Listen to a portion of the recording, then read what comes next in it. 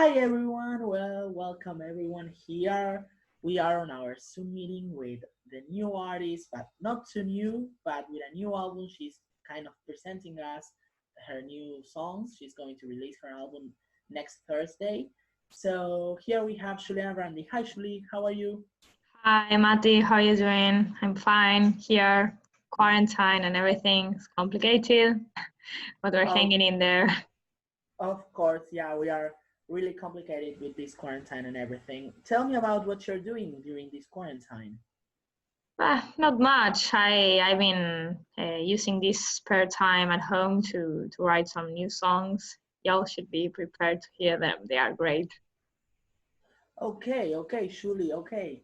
Um, for those who don't know, Julie is her real name. She's, as you all know, is Lia Brandi, her artistic name. Okay, tell me, Lia, how how do you feel, or how it feels being number one on Spotify? It's crazy. It's something I've never imagined, given mostly my past and my journey. It's crazy to think about the amount of people that listen to you, you know? Okay. You said something about your past. Could you tell me more? How did you begin? How did you start at this Yeah. controversial world of music? Yeah, it was a huge journey. Mostly it started when my mom and I used to sing all the time. We used to bust out like Adele songs if Is she alive? 24/7. Yeah, I know. And luckily she died a couple of years ago. It was a tragic accident. It hit me like a rock. But despite that, me and my brothers, we made it out of there. They were on a car accident, both my parents. So Okay. I being myself being the biggest sibling, I had to start working, to eat mostly and to pay the bills. It was a huge problem. Okay, and how did you manage to do both things? I mean, practicing music and also, or playing music and also working and being the support for your family, for the rest of your family.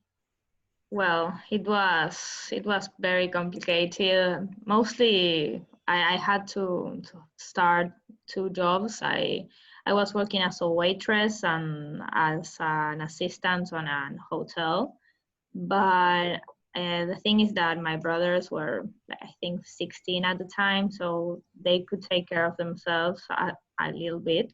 They went to school themselves and everything. So I worked at day, and then at night I would have some small concerts at bars and stuff like that. And one day, it was a miracle, I say, but one day there was this producer that was on the bar I was singing at, and he saw me, and he got blown away. So he hired me, and I sang for him.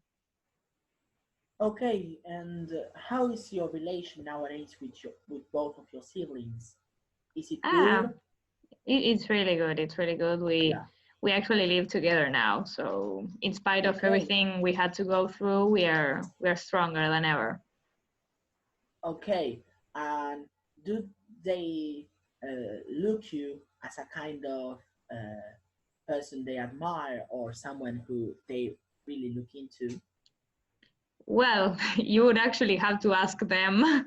But if you ask me, I think kind of, mostly because I was there for them when literally nobody else was there for them, because like both of our parents had just passed away. So it was the three of us all on our own.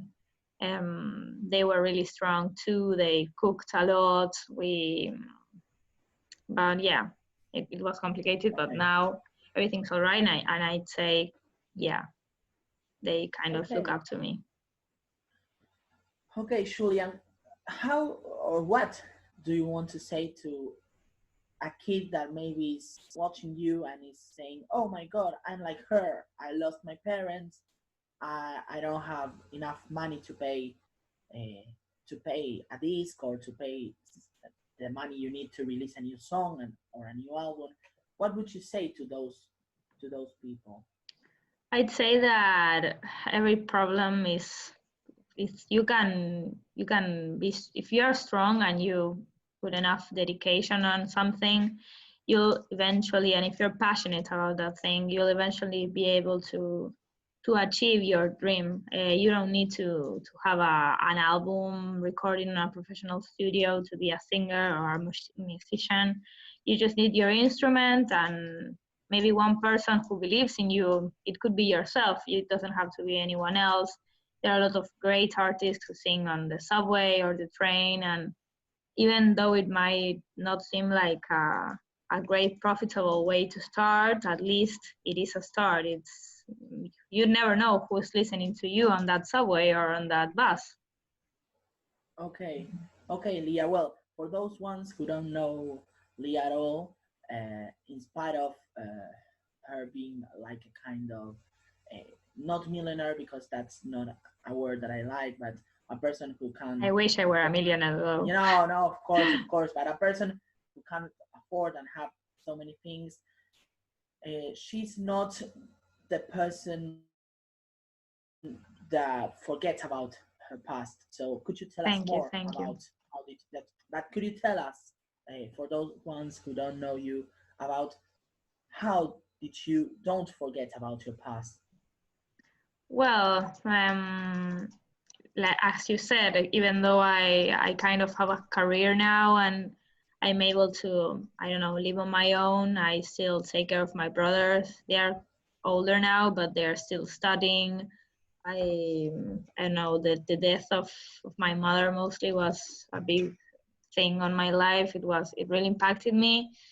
That's like mostly what my first album was all about, how that hit me, and it was a really hard time for me. But I don't know, in spite it being so bad, I kept reminding myself that tomorrow's gonna be another day, and eventually those problems have like stayed behind me. I never forget about it because it's something About very painful. your But roots? yeah, but yeah, now Okay, okay, yeah, that's something really interesting. And well, maybe some artists forget about the roots, and the fact that you don't forget about that, it's really interesting. Now, Leah, forgetting about everything we have talked about and all your really issues, or the issues you have through the issues you have been through your career, could you tell us about your new album? What are yeah. their songs about? What are your songs about?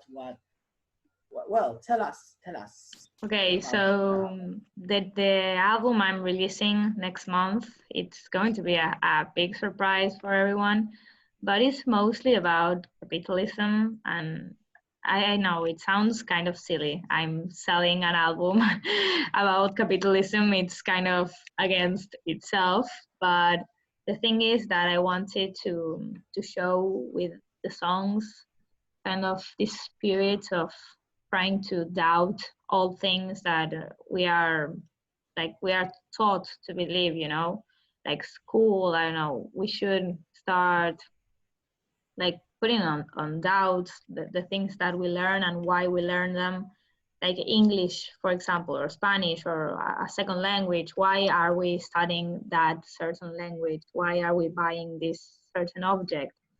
And that's what I try to like show with the songs. When you hear them, I hope that you get that sense. I hope you tell me later, Matt, if you listen to them, what do you think, and what do you think about the message. But I think it's going to be great. I really like the songs personally. Yeah, yeah, of course. I hope I'm going to love it. And well, I could hear uh, many crowds listening to your song and singing it out loud. So yeah, it's going to be a really big boom. I hope. And yeah, yeah, I yeah, it will be. So well, thanks, Leah. For those who want Leah to sing, she's not able to sing because she's having a sore throat. But whereas that, she's going to be releasing her album next Thursday for those ones who don't know. Okay, so thanks a lot, Lia. Thank And you, if you Mati, want to for say having something, me. I if hope you want to say we, something to your people, I don't know, go listen to my albums, go follow me on Instagram. You won't regret it. But yeah, I think that's about it. Thank you, Mati, for having me. It was a great experience. You made me feel really comfortable as an interviewer, and I really enjoyed it. okay, you too. Bye, Julie. Bye.